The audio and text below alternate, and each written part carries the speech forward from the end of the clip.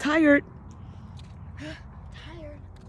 One of those reasons why, because I gained a little weight and things, I can't move as fast as I used to. And well, anyway, it's late. Got the 3 girls out here at the park. I got one behind me following. Like she really thinks I don't know she's following me. So next week coming up, or this week coming up, there's no school. So last weekend, let me tell you what happened. So I stressed a long time knowing that I had scheduled with my team a trip to New Mexico, Albuquerque to be exact. And we are taking 32 kids. So finally, Friday got here.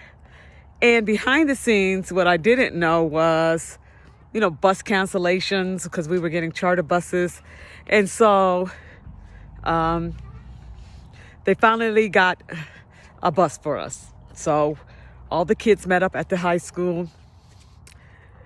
Nice limousine bus.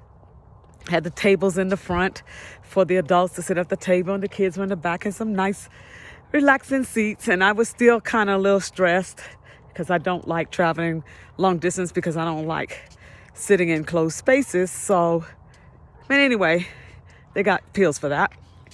So the doctor had already given me what I needed for that. So I took a half. Because first of all, when we left the parking lot of the school, the bus rolled all off on the curb. And that was like, let me out right now. But I stayed calm. And we got out of Colorado Springs. We headed toward Pueblo. And we were kind of like in and out of Pueblo before I even knew it. And the bus driver, all he had to do was stay on I-25. I-25 will take you straight from Colorado Springs to Albuquerque. No. I noticed that we did a little slight turn, and I'm like, what are you doing? And so I'm looking at the guy that's with us, one of the guys with us, and he goes, no, you have to stay on I-25. I'm like, what the heck? So now this dude came from Denver. Now Denver is on the I-25 corridor. He didn't have to turn left, right, none. All he had to do was keep straight. So finally we got him back on the I-25 corridor. We got to Raton, New Mexico, decided, hey, let's all stop and get something to eat, which was really nice because it seemed like we got from Colorado Springs to Raton in no time. I think it's a 2.5 hour to 3 hour trip, but it seemed like we just got there real fast. So we got to Raton. This is chicken in it. Oops. And so we got to Raton, and we stopped at Domino's and we let the kids eat, and they were just having a really, really good time. So we got back on. Dude knew how to get back on I-25 south, and we kept moving. So we were just going along, and all of a sudden I'm like, okay.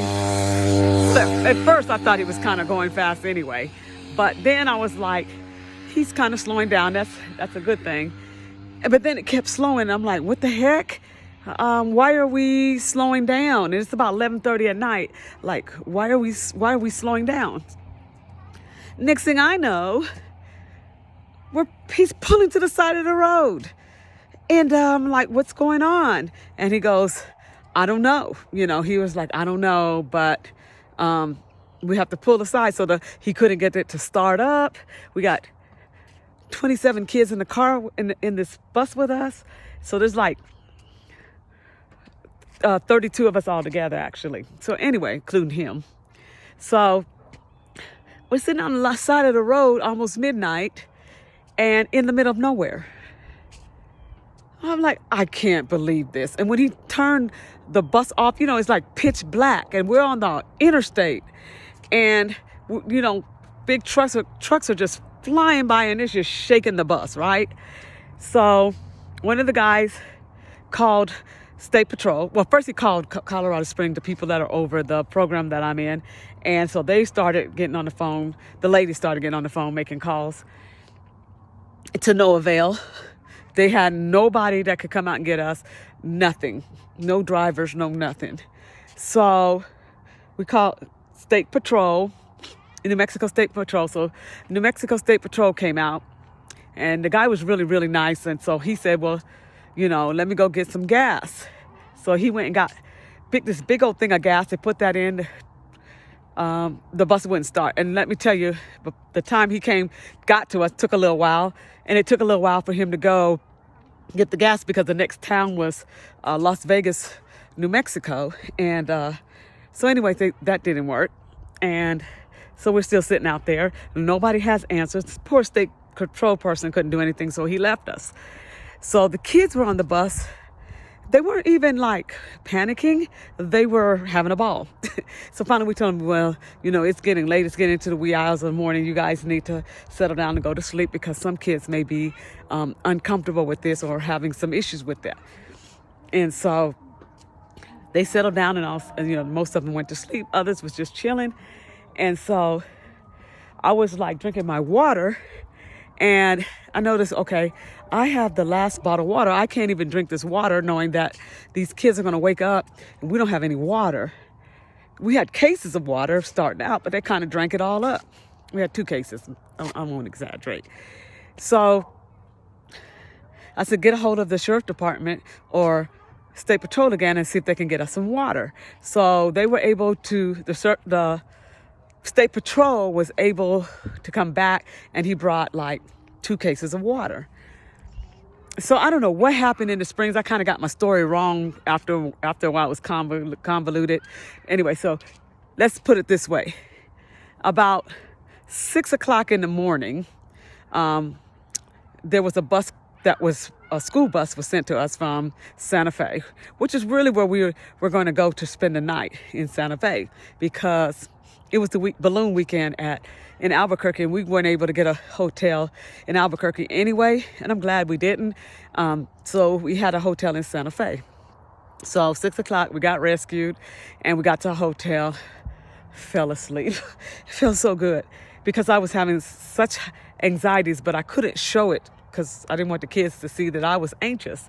And there was a couple of kids who were anxious, but they weren't acting out anxious. Like 2 of them, I let them get off the bus. They looked up at the starry sky and something about that sky. Those kids, both of them got out the car and they went just like that. And they stood there for a while and then they were okay. They got on the bus. So we got to the hotel. So the guy who had the bus really owned a bus company, and the bus wasn't a school bus anymore. It was a shuttle bus for his company. And all of his buses were being used for the balloon festival, and he had that one bus left. So, and he was about an hour and a half away in Santa Fe. So he came back with a nice little shuttle bus, and we hired him to take us to Albuquerque so we could do the college tour, which was really, really nice. So Sunday turned out nice after all. We went to a tour, we went to a restaurant, we ate and everything, and then we headed back to Santa Fe.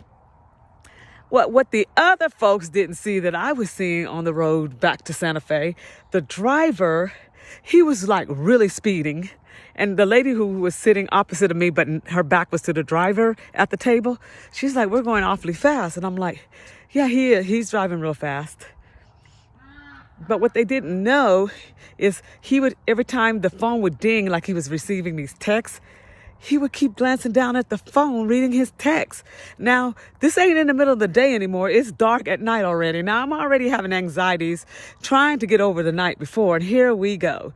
So thank God we had to make a Walmart stop and everything. And so we finally got back to Santa Fe, and we made a Walmart stop, and we got back to our hotel.